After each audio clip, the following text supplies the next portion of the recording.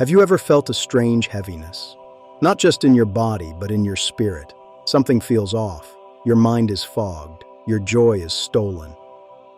The enemy is cunning.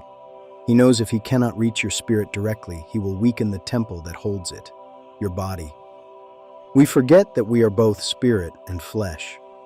Our appetite is a battlefield where daily choices become open doors for spiritual dulling. There are things we consume that do not nourish us, but poison us. Foods that strip us of clarity, discipline, and yes, even discernment. You walk into the kitchen, your hand moves without thinking. You're not hungry, you're seeking comfort, an escape from the battle. This is a spiritual weapon masked as a craving. If the enemy can overload your system, he can drown out the still, small voice. Scripture ties the spiritual to the physical. Esau sold his birthright for a bowl of stew, a lesson in how unchecked appetite compromises calling.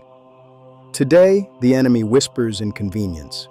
He knows what chemicals and artificial sugars do to your brain and your spiritual sharpness. The enemy doesn't need to possess you. He just needs to pacify you.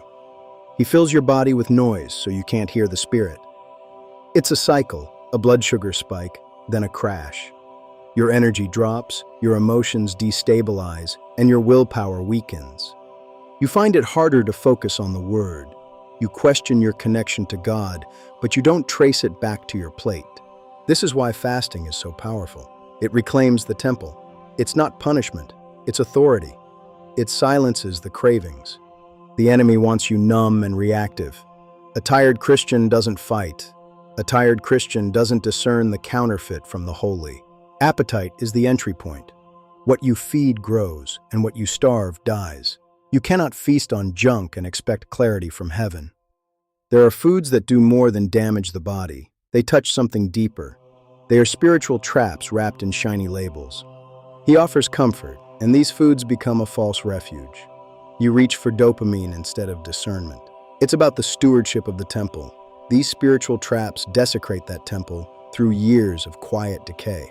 Daniel refused the king's rich foods. He chose sanctity over sedatives. He knew what he ate would either strengthen or dilute his spirit. The enemy is playing a long game, not to make you fall in a moment, but to make you ineffective over years.